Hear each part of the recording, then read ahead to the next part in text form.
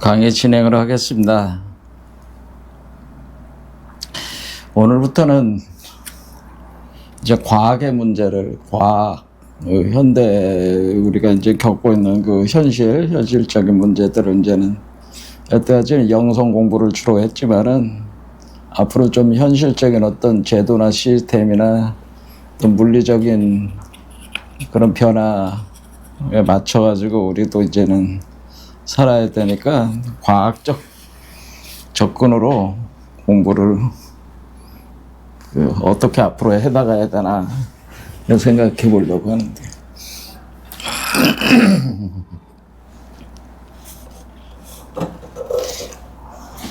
여태껏 화두 관화선이라는 게 결국에는 일단 이거 정리는 하고 해야 되는 게 화두 관화선은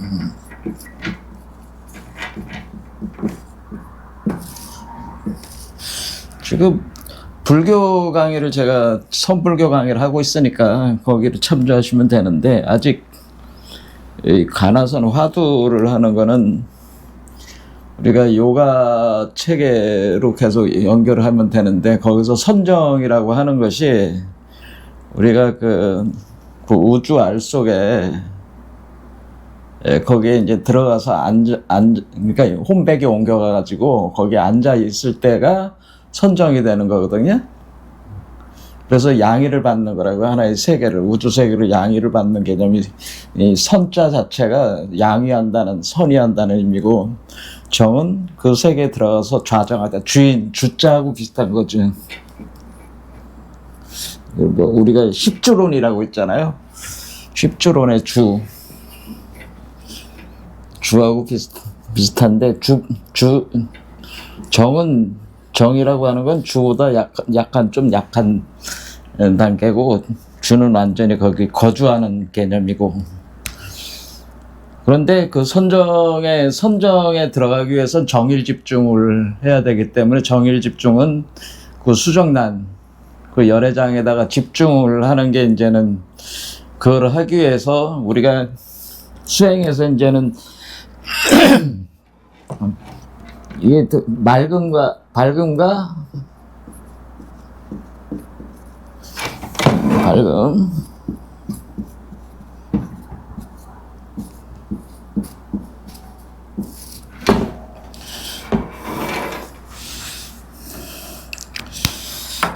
밝음과 맑음을 성취를 해야 되는데 맑은 거는 물하고 관계가 돼 있잖아요.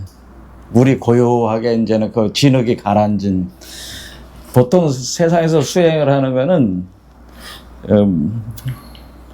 그 물을 고요하게 만드는 거 주로 그러니까 마음을 안정시켜 가지고 고요하게 해서 속 안에 있는 그 진흙 그 알갱이들을 가라앉히는 그러면은 겉으로 보면은 맑죠.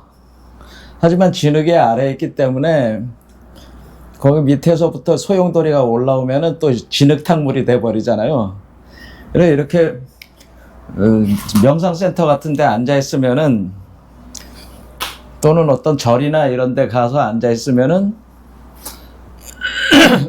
저는 별로 큰 중요한 건 아니니까 이쪽으로 보는 건 이것만 해도 됩니다. 명상센터나 절 같은 데 고요한 그 환경에 있으면 저절로 마음이 고요해지죠. 하지만은 진흙 덩어리는 여전히 아래에 있는 거죠. 그런 진정한 맑음은 아니죠. 그러면은 그리고 그것은 빛이 있는 상태는 아직 아니거든요. 그냥 맑을 뿐이죠. 맑을 뿐인데 빛이 들어오려면 이제는 우리가 이거는 이제 불이 들어오는 거고 밝음은 그래서 자등명하라 자등명 법등명하라고 할 때 등불을 안에다 그러니까 연못 속에 불이 있는 거와 같은 거거든요. 연못 속에 불이 있어. 연못. 그러니까 우리 마음이 연못이라면 그 안에 불이 있어가지고 그런데 요게 불이 있으면은 물과 불이 막 상극으로 충돌하고 있으니까 마음을 아무리 고요하려고 해도 잘 안 되고 흙탕물만 계속 일어나잖아요. 그런데 보통 세상에서는 이 불이 없이 이 불을 여기다 넣어놓질 않고 마음만 맑게 만들려는 수행을 한단 말이에요. 그러니까 그거는 진짜 맑은 게 아니다는 거죠. 그럼 맑은 거는 어떤 거냐면 밝음과 같이 해야지 밝은 상태에서의 맑음이 돼야 된다는 거죠. 그러니까 물과 불이 합한 수화기제 상태가 된 상태에서 깨끗해야 되는 거죠. 그러면 그 방법은 뭐냐면 불을 집어넣었을 때도 맑으려면은 진흙 그 알갱이들이 아니라 진흙 자체가 진흙 하나하나의 알갱이들이 모래알갱이라고 한번 생각해 보면 진흙은 막 휘저으면은 그냥 온통 그 시야가 안 보일 정도로 흙탕물이 되잖아요. 근데 모래가 있는 연못은 휘저어도 깨끗하잖아요. 근데 모래가 좀 더 고도의 모래, 결정체들, 그런 것들이 작은 하나의 그 사파이어나 루비 같은 것들이라고 생각하면은 아무리 휘저어도 깨끗하잖아요. 그렇죠? 그러니까 여기다, 그래서 불과 물이 같이 있으려면은 이 불을 넣어가지고 물을 끓여가지고 거기 안에 있는 흙을 변화를 시켜야 되는 거예요. 그러니까 수행이라고 하는 것이 가만히 앉아가지고 그냥 이렇게 그 마음을 안정화시키는 거는 뭐 조용한 데 가서 하면 되는 건데 세상에 나오면은 온갖 그 혼란 속에 다시 이게 진흙탕이 막 올라오는 거야. 그러니까 이런 사람들은 또 맑은 상태도 체험을 해봤기 때문에 그거에 대한 갈망이 또 있어요. 그걸 또 쫓아다닌다. 그런데 이것을 성공을 하려면은 자기 안에다가 우주 근원적인 불덩이가 들어와가지고 이것이 먼지가 그러니까 막 흙탕물이 된 상태에서 탕이 돼야 된다고.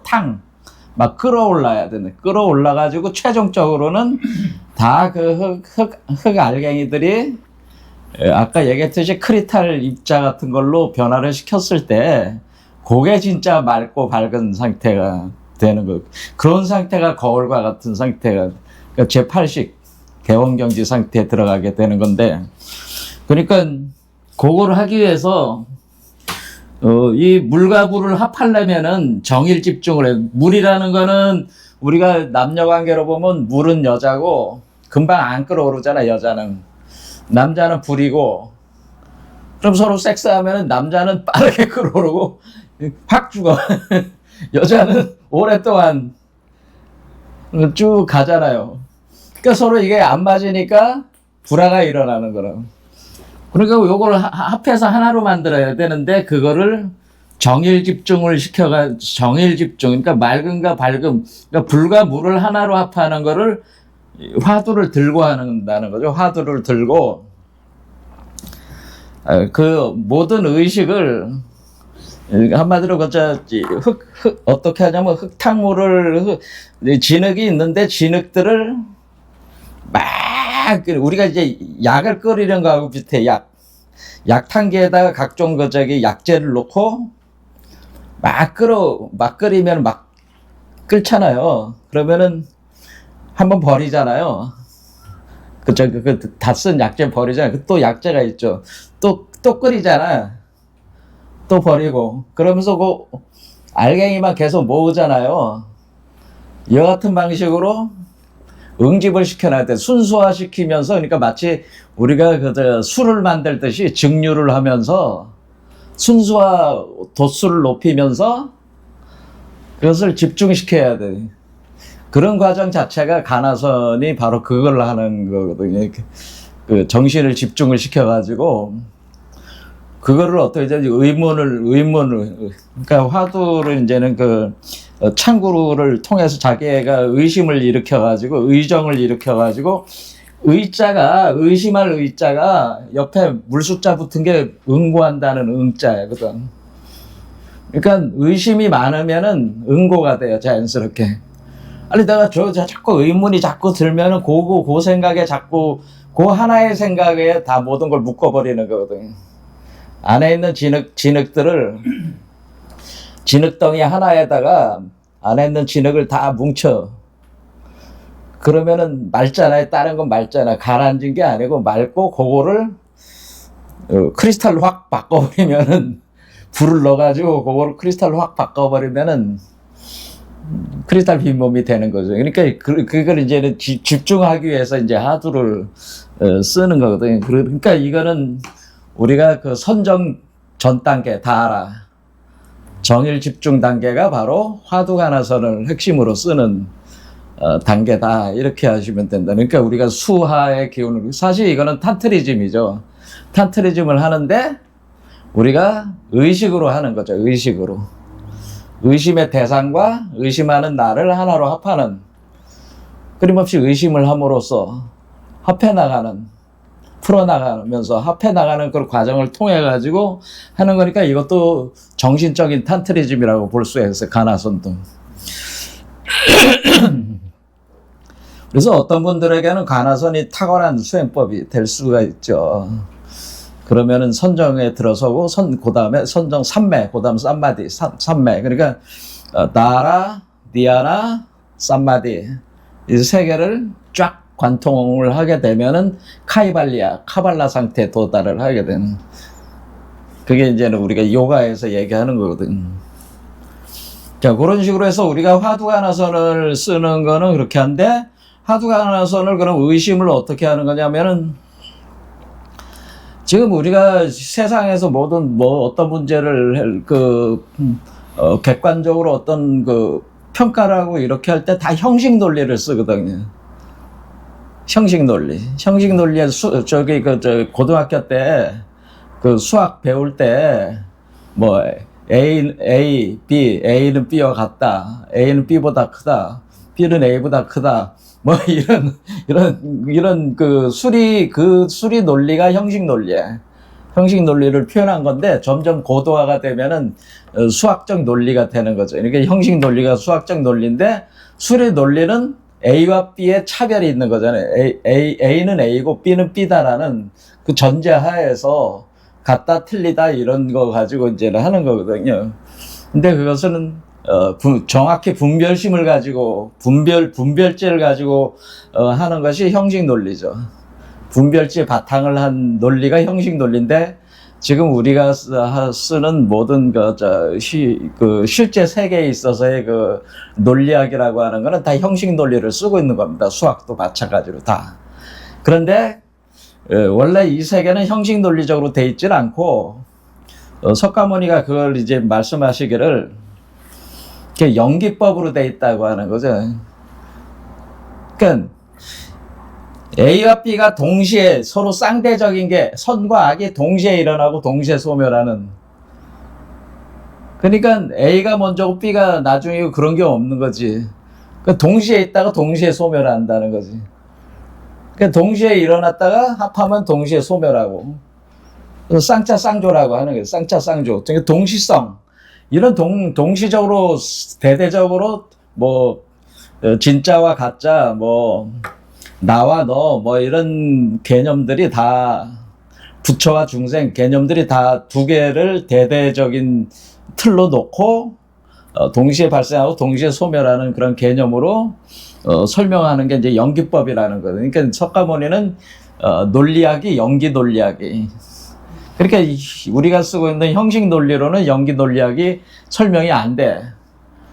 그런데 우리는 형식 논리를 계속 쓰다 보니까 이거 연기를 우리 언어로는 연기 논리를 설명하기가 굉장히 힘들어요. 그래서 지금 수학까지 이렇게 발전을 해가지고 하지만은 이 연기 논리가 대표적인 게 음양론이에요. 음양론. 역학의 음양론이 연기 논리거든요. 음과 양이 동시에. 그러니까 양이 발생하면 음도 발생하는데 음이 사라져 있는 게 아니라 양 속에 숨어들어서 계속 자라고 있는 거죠. 안에서 팽팽한 힘으로 자라고 있는 거.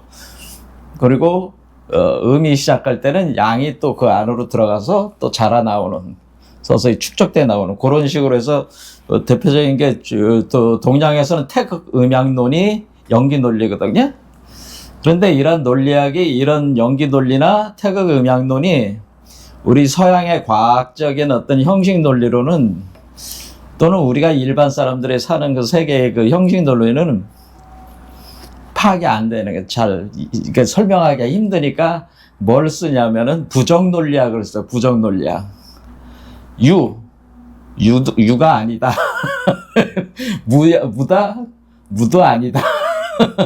그러니까 그러니까 진리가 어디에 있냐? 유의 세계에 있냐?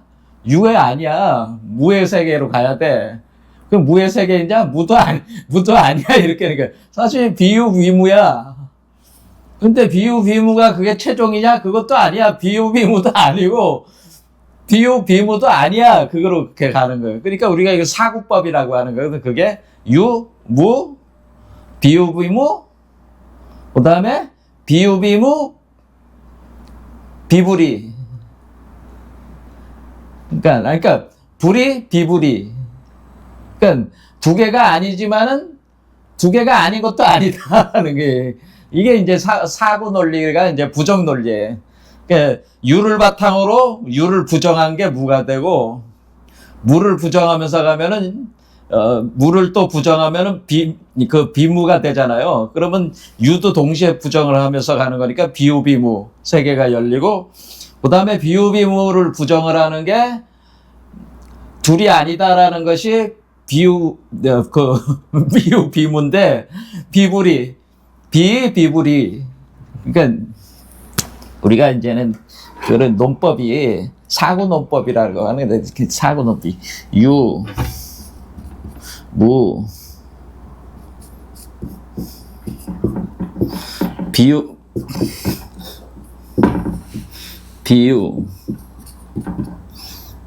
비무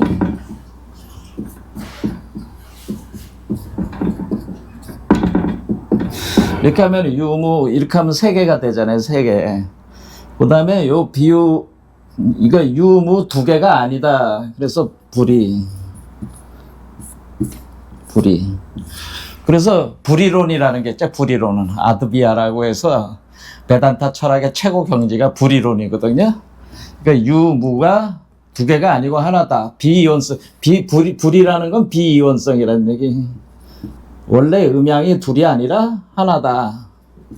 하지만 비이온성이지만 또 현실은 또 이온성이잖아요. 그러니까 비불이. 비불이.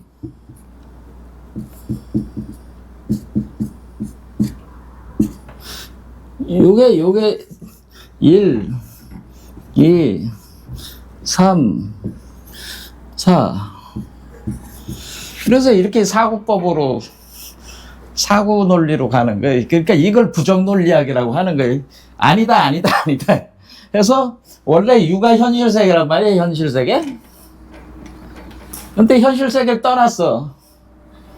그 다음에 현실 세계와 현실 세계 떠난 무의 세계도 떠나. 그런데 다시 현실 세계로 떠나서 다시 돌아오는 거예요. 비불이. 그러니까 이 유가 여기서 다시 또 요 비불이가 다시 유가 되는 거거든요. 그러니까 이때 유와 여기 비불이의 유는 현상계를 얘기하는 건데 뭐냐면 이때 이게 산은 산이요 물은 물이다라고 할 때는 이거지. 예? 그리고 산은 산이 아니요 물은 물이 아니다라는 건 이거지. 3번. 예? 산은 산이요 물은 물이다. 예? 산은 산이요 유 물은 물이다 무 뭐 이렇게 보면은 산은 산이 아니고 물은 물이 아니다. 그렇다가 다시 또 뭐예요? 산이 산이고 물은 물이다로 다시 돌아왔잖아요. 그렇잖아요. 그러니까 처음에는 현실을 부정했다가 현실을 다시 긍정하는 방향으로 다시 돌아오는데 이 사이에 깨달음을 얻었다는 거죠. 그러니까 떠나기 전에는 아무것도 모르는 중생이었는데 요거 다 거치고 나오면은 깨달은 부처가 돼서 현실을 긍정하니까 부처가 부처의 세계가 따로 있는 게 아니고 저기 아미타불 세계가 따로 있는 게 아니고 우리 마음 자체가 아미타불 세계가 되는 거니까 현실 자체가 아미타불 세계가 돼야 된다 그런 얘기예요. 그러니까 현실 긍정으로 다시 돌아오는 거예요. 이게 결국 이 논리로 다 돌아가고 있는 거거든. 근데 이거를 이제는 또 설명, 부정논리학을 하면은 사람들이 막 헷갈리잖아요. 그렇죠? 헷갈리는데, 이거를 이제는 그 화두 가나선이라고 하는 거는 그 형식 논리는 설명이 안 되니까 부정논리학이라는 거를 개발을 해가지고 설명을 하는 게, 그게 그 나가라주나 용수의 중간론이 주로 부정논리학을 가지고 설명하는 거예요. 근데 근본적으로 연기론이 핵심이거든요. 연기론을 이해하기 위한 과정이거든요. 근데 연기론을 바로 이해하는 사람이 있고, 모르는, 그러니까 연기론을 바로 이해해서 득도한 사람들을 독학이라고 하잖아요. 그렇죠. 그러니까 연기론이 이해가 안 되는 사람들도 있어요. 그러니까, 근데 연기론이, 석가모니가 얘기하는 건 연기론이 핵심이에요, 연기론. 그래서 연기로 드러나는 게 현실이고, 연기가 소멸되면은 공으로 돌아가는, 중으로 돌아가는 거고. 그러니까, 그런데 이 연기적인 세계는 이 공이 드러난 거잖아요. 감춘 것이 드러난 거잖아요. 그러니까 동전의 양면과 같이, 그 공은 블랙박스고, 현상은 연기인데, 블랙박스를 현상으로밖에 이해할 수밖에 없지. 어떻게 이거를, 공을 어떻게 이해해요? 블랙박스인데. 그러니까 연기를 이해를 해서, 근데 이게 공이 연기의 다양한 모습, 그러니까 뭐냐면 무한한 그 확률들로 서로 다른 모습으로 나타나는 거니까, 공을 어떤 특정한 자성이 있다고 할 수가 없다. 예? 그래서 무자성론이 되는 거거든요. 특정한 어떤 자성이 아니다. 왜냐하면 모든 것이 가능하다는 뜻이에요. 그건 또 다른 측면에서는 연기적 구조로 모든 것이 가능하다는 뜻이다. 그런 얘기죠. 그래서 이거를 이제는 화두가나선에서는 이런 어떤 그런 이치를 우리가 중생이 부처가 되는 이치를 뭘로 하는 거냐면은, 이렇게 그 부정논리학을 사용하는 방법이 있고, 두 번째 사용하는 거는 상징과 비유를 써가지고,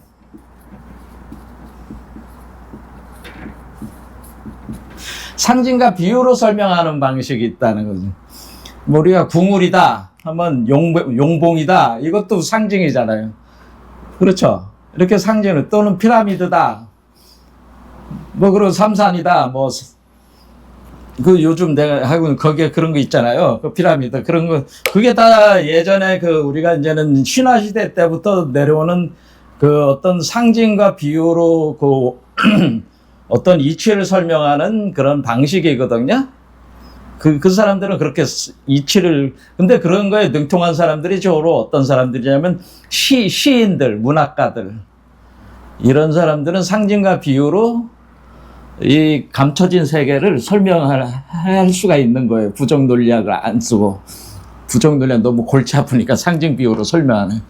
그러니까 주로 가나서는 상징과 비유 책, 그러니까 계획의 불성이 있습니까? 그러면은 우리가 조주불성으로 해서 다 득도를 했다. 그리고 원래 이 가나선을 창안한 대종고가, 가나선은 이 수행법을 창안한 사람이 대종고였잖아요. 대종고가 가나선을 창안을 할 때 이 사람은 화두를 많이 쓴 게 아니고 1700개 공안 중에 한두 개밖에 안 썼는데, 제일 많이 쓴 게 무자화두. 그거 가지고 득도한 사람이 많은데, 이 무자화두가 바로 조주불성, 그렇죠. 조주죠. 그 불성, 그 구자불성, 조주의 구자불성이라고 해서, 구라는 게 개구자니까, 개의 불성이 있습니까? 없다. 그리고 어떤 사람이 또 개의 불성이 있습니까? 없습니까? 그러니까 있다. 이렇게 얘기하죠. 그럼 어떤 말이 맞습니까? 그거는 개의 불성이 있습니까? 하니까 없다. 아니, 그 말이 안 되잖아. 원래 석가모니가 모든 그 일체 중생 시류불성이라고 해서 열반경에 모든 그 중생들은 다 불성이 있다고 그랬는데, 그럼 개도 중생인데, 예? 개들도 중생이거든요. 근데 개 고양이도 다 중생인데 왜 불성이 없어요? 그럼 그 석가모니 얘기를 왜 그 부정을 해요? 그런 거잖아요. 근데 그 개라고 하는 것이 사실은 어떤 특정한 상징이다라는 거죠. 그 상징으로 써가지고 설명을 한 거라는 거죠. 그게. 그러니까 그 사람은 개에게 불성이 있으니까 물은 사람은 실제 개를 생각하고 물었지만은 조주가 대답할 땐 개라는 상징을 가지고 설명해 준 거다. 그런 얘기죠. 그러니까 이렇게 뭐 어떤 그 상징으로 대체를 해서 쓴다. 그러면은 개를 왜 그죠? 개가 팔계에서는 간괴잖아요. 간괴. 그렇죠? 팔계에서는 간괴야. 그래서 처음 우주가 시작할 때 간에서 시작을 하거든요. 그래서 우리가 타로 카드를 보면은 0번 카드, 바보 카드 0번이 어떻게 그려져 있냐면은 이렇게 절벽에 여행하는 사람이 지팡이를 이렇게 하고 보따리 여행을 하니까 보따리 들고 갈 거야. 우리는 따지면 요즘 캐리어를 끌고 가는 거 할 때 옆에 개 한 마리 데리고 가거든요.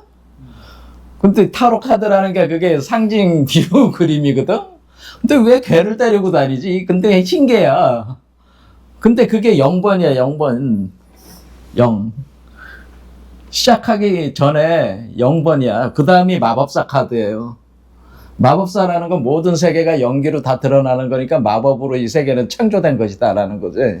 근데 0이 1번이 마법사 카드인데 0번에 개가 나온다고, 개가. 그러면 이 개가 처음에, 그러니까 이 개는 불성을 상징하는 거죠, 사실은 이때는. 예? 불성을 상징하는데 요 사람이 요 개를 데리고 이렇게 가는데 개가 아니고 늑대가 돼버리거든요. 이제 얘가. 이건 좀 설명하기 좀 그런데, 여기가 우리가 자축인배 진사오미 신유 술이 여기 있잖아요. 술. 구궁도 보면은 요 술이 개잖아요. 그 다음에 여기 팔개 여기에 여기에도 간개가 있으니까 개가 여기도 한 마리가 있잖아. 그렇죠. 구궁도에 보면 개가 2마리가 있잖아. 얘가 그 늑대고 얘가 개거든요. 얘가 사실은 얘가 되는 거라고. 얘 바보에 얘가 되는 거라고. 근데 얘가 우리가 늑대가 돼버렸어요. 왜냐면 늑대라는 거는 양을 잡아먹잖아요. 양을. 그 양치기로부터 양을 탈취를 해서 잡아먹는 게. 그런데 양을 상징하는 괴가 태괴잖아요. 그게 그냥 만들어진 게 아니에요. 늑대와 양의 관계를 설명을 하는 거거든요. 근데 개는 양을 지키는 개잖아요. 개는 양을 지키고 늑대는 양을 뺏어 먹어. 그러니까 뺏어 먹으려는 개들로부터 개는 양을 지키는 거야. 그러면은 암양이 낳은 존재가 석가모니가 사슴이자 사슴, 황금 사슴이니까 산양을 낳아야 된단 말이야. 양을 낳아야 되는데 그럼 양을 지켜야 되잖아요, 개가. 그런데 늑대는 그 양을 잡아먹는 거니까 이 양의 어떤 그런 것이 없으면은 얘가 어린 양이라고 해서 얘가 나오질 않아요. 저기가. 그러니까 여기 태어나는 요게는 뭐예요? 불성이 있다고 볼 수가 있죠. 그렇죠. 요 관계는 불성이 있다. 예? 요게 온 사람은, 예? 근데 요게 온 사람은 늑대란 말이에요. 그렇죠. 그러니까 요 늑대니까 뺏어 먹으려고 하는 거니까 얘는 뭐냐면은 결국 얘는 후천의 인간이거든요. 개에 해당되는. 그래서 여기서 이쪽으로 넘어와야 되는데 여기 선천세계로 넘어와야 된다고. 넘어올 때 여기에서 요 존재는, 그러니까 사람으로 따지면은, 이제 우리 그림으로 따지면은 우리 몸속에 있는 요 애가 만들어지는 것이 여기란 말이에요. 간계란 말이에요. 예? 그러니까 얘가 불성의 핵심이잖아요. 예? 근데 이 씨앗이 술에서 들어와가지고 이쪽으로 넘어왔단 말이에요. 그러면은 여기가 우리가 임신한 애가 여기가 있으면은 얘한테 불성이 들어가 있으면은 이 사람한테도 물론 불성이 있지만은 이 사람 자체 불성은 얘한테 넘어갔다고 봐야 되는 거죠. 그러니까 이 사람은 불성이 없는 거잖아요. 그러면 불성이 없다고 하면은 얘한테 넘어갔으니까 불성이 없는 거 아니에요. 그러니까 구자 무불성이다. 그럼 구자 무불성이다. 그러면은 이 사람 너한테는 지금 불성이 없다. 그러면은 불성이 여기로 갔다고 하면은 너는 이미 뭐야? 우리가 보면은 이제는 비로자 견성성불했다는 뜻이에요. 그게 사실은. 이게 또 설명하려니까 좀 그러네. 자, 오늘은 이게 핵심은 아니지만은 이런 식으로 우리가 상징과 비유가 개라든가 양이라든가 뭐 자연물 달로 설명하기도 하고 뭐 여러 가지 현상계 여러 가지 그거를 상징과 비유로 해가지고 지금껏 제가 계속했던 게 지금 선호록 강의하면서 계속했던 게